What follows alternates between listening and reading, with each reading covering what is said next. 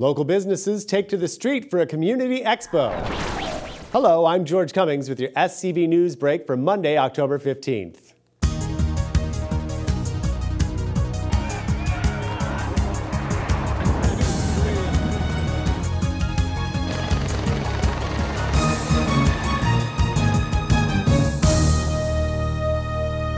More than 100 small businesses and their staffs set up shop on Main Street in Old Town Newhall for Saturday's Community Expo.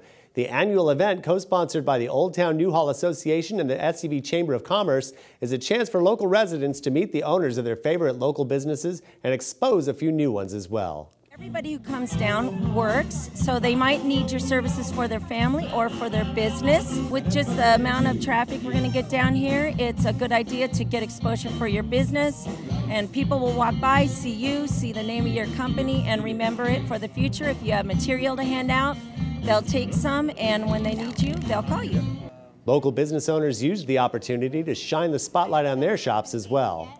I've had nothing but tons of people walking in who didn't even know that we were here, and of course people that have, made their way over here little by little, and they're checking everything out and noticing all the changes. It's fun. There's tons of people here. It's so fun. Ghouls, goblins, and ghosts flooded Heritage Junction over the weekend, kicking off this year's Heritage Haunt. The annual Scarefest features a maze haunted house and crazy clowns. Stay away from me! You enjoy your work? I love it. I'm a little 16-year-old going, ah! It's great, it's great. Butch the Butcher, as if you've come to previous haunts that look differently, I got locked up. It was bad. I spent a lot of time in prison, and then Psycho, who you've probably seen walking around, got me in with some clowns there. They got me out, and now I'm back doing what I do best. Event organizers say come dressed up for the event and be prepared to have a good scream-filled time. Coming up, a man ruled insane pleads guilty to a 2010 crime spree. More ahead. SCV News Break is brought to you by Action Family Counseling. My relationships were affected by my addiction in ways that are almost hard to describe. I lost that trust and that sense of intimacy that you have with your family. Everyone says that, oh, it's just a plant, like you can't get addicted to it, but like really, it is addictive. If you're doing it all day, like every day, it's just like, that's all your life consists of is smoking weed, like then it's addictive. Think your son is, you'll never know, because it is hard to hide, but if you try hard enough, you can conceal it. There's no face to addiction. Like, your next door neighbor could be an addict and you have no idea. The people we deal with are great people. They're just making bad choices. So if we can help people make better choices, everybody wins. And I love you very, very much.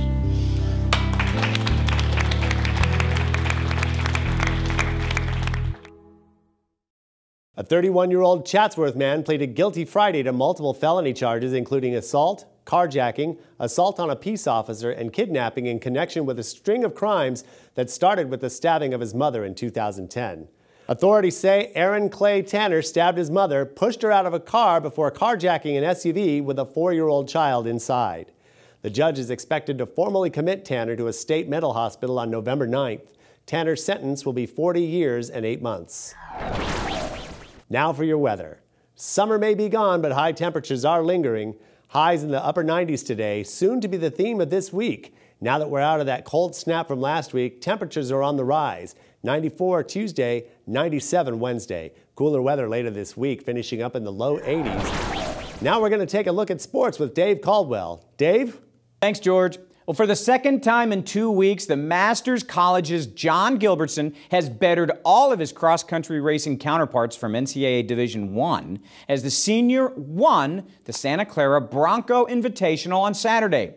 2 weeks ago, it was the Stanford Cross Country Invitational Gilbertson won, and not only did he get his second win in a row and fourth on the season, but he broke his personal record, the school's record, and the Baylands Park course record. Gilbertson, originally from Saugus, ran the 8-kilometer race in 23 minutes and 40 seconds. Now, to put that in perspective, he averaged 4 minutes and 37 seconds a mile. The GSAC championship is less than 3 weeks away, and the Mustangs are favored to win their third conference championship in a row. George, that's our look at sports. Thanks, Dave.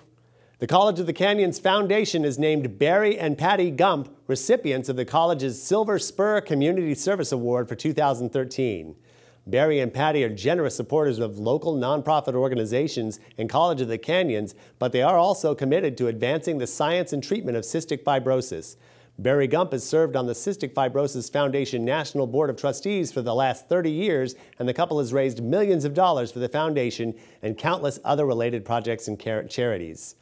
COC will honor them with the award at the Silver Spur celebration Saturday, March 3rd at the Globe Theater inside Universal Studios Hollywood in Universal City. Read more about the Gumps' contributions right now on our website. Well, that's all we have for tonight. For more Santa Clarita news, log on to hometownstation.com or scvnews.com. Thank you for joining us. I'm George Cummings. SCV News Break is brought to you by Action Family Counseling.